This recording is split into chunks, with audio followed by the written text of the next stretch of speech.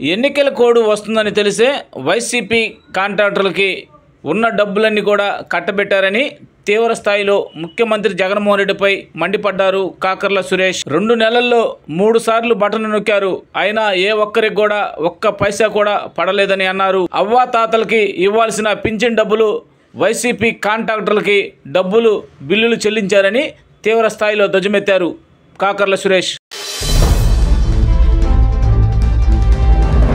ఈ మధ్య election code అంటే ఎలక్షన్ నోటిఫికేషన్ వచ్చాక కొన్ని సమస్యలు కావాలని తెలుగుదేశం పార్టీ మీద బురద జల్లాలనే ఉద్దేశంతో కొందరు పనిగట్టుకొని వైసీపీ కార్యకర్తలు అవ్వచ్చు, వైసీపీ పార్టీ నాయకత్వం అవ్వచ్చు, పనిగట్టుకొని కొన్ని కార్యక్రమాలు చేస్తూ ఉన్నారు.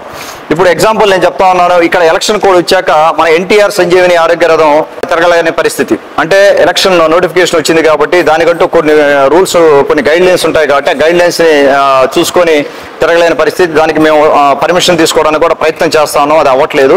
తర్వాత ఇంకొకటి అన్నా క్యాంటీన్, మన ఇంజమూరులో అన్నా క్యాంటీన్ కూడా క్లోజ్ చేయాల్సిన పరిస్థితి వచ్చింది. అది కేవలం అది పార్టీ పరంగానో ఇంకో దాని ప్రకారం క్లోజ్ చేయడం కాదు. ఎలక్షన్ కమిషన్ నోటిఫికేషన్ వచ్చింది, ఎలక్షన్ గైడ్ లైన్స్ ని ఫాలో కావాలనే ఉద్దేశంతో మనం చేయడం జరిగింది. దానికి కూడా స్పెషల్ పర్మిషన్ తీసుకోవడానికి ప్రయత్నం జరుగుతూ ఉంది. అదైతే అది మళ్ళీ మనం మొదలు పెట్టడానికి అవకాశం ఉంటుంది. వారందరూ కూడా ఇంజమూరు ప్రజలందరికీ కూడా ఎవరైతే అన్నా క్యాంటీన్ ఇన్ని రోజులు మనం దాదాపుగా గత సంవత్సర కాలంలో అన్నా క్యాంటీన్లో మనం ఎవరికైతే ఫీడ్ చేసామో 500 మంది 600 మందికి, వారందరికి కూడా క్షమించమని కోరుకుంటా ఉన్నాను. ఒక ఎలక్షన్ ఈ 2 నెలలు కార్యక్రమం అయ్యేంత వరకు ఓపిక పడితే తర్వాత మళ్ళీ అన్నా క్యాంటీన్ కానీ ఎన్టీఆర్ సంజీవిని ఆరోగ్య రథం కానీ తర్వాత కంటిన్యూ చేయడం జరుగుతూ ఉంది.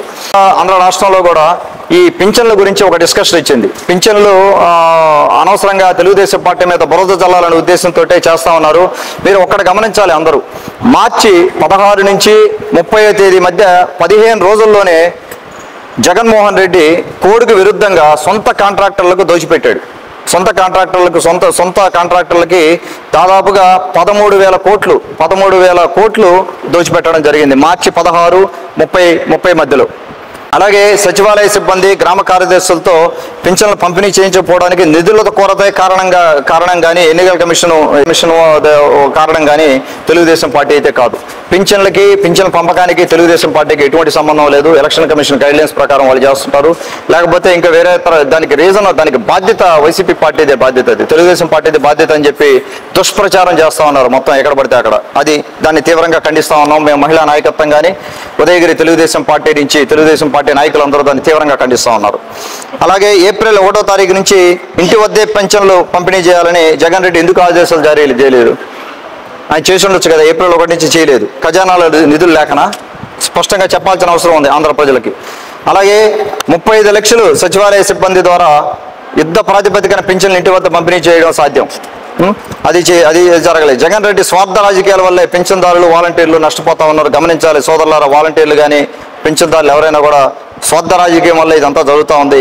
టీడీపీ అధికారంలోకి రాగానే ఇంటి వద్దకే నెలకి 4,000 పింఛన్ వచ్చే సదుపాయాన్ని బాబు గారు ఆల్రెడీ చెప్పడం జరిగింది. పింఛన్లు సకాలంలో ఇళ్ల వద్దనే పంపిణీ చేయకపోతే CS Jawahar Reddy, SRC EO Muralidhar Reddy CM Jaganmohan రెడ్డిపై ఎన్నికల కమిషన్ తగు చర్యలు తీసుకోవాల్సిన అవసరం కూడా ఉంది. అది గవర్నమెంట్ కార్యక్రమం కాబట్టి.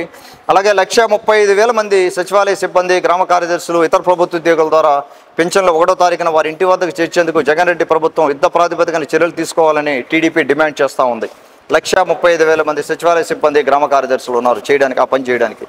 1వ తారీఖున పెన్షన్లు ఇవ్వాల్సిన డబ్బును మరియు జనవరి 23న బటన్ నొక్కిన ఆసరా డబ్బును, ఫిబ్రవరి 16న బటన్ నొక్కిన చేయూత డబ్బును, ఫిబ్రవరి 29న పాదయాత్రలో పామరులో బటన్ నొక్కిన విద్యాదీవెన డబ్బును, మార్చి 14న బటన్ నొక్కిన ఈబీసీ నేస్తం డబ్బును, ఆరోగ్యశ్రీకి ఇవ్వాల్సిన నిధులు 13,000 కోట్లు మార్చి 16 నుంచి 39 తారీఖు వరకు ఈ లోపలంటే 15 రోజుల్లో జగన్ రెడ్డి తన అనుకూల కాంట్రాక్టర్లకి మొత్తం దోచిపెట్టాడు. అంటే డైవర్షన్ అమౌంట్, ఫండింగ్ రావాల్సిన పింఛన్దారులకు కానీ ఎవరు రావాల్సిన సంక్షేమ పదాలకు రావాల్సిన డబ్బుని డైవర్ట్ చేయడం జరిగింది.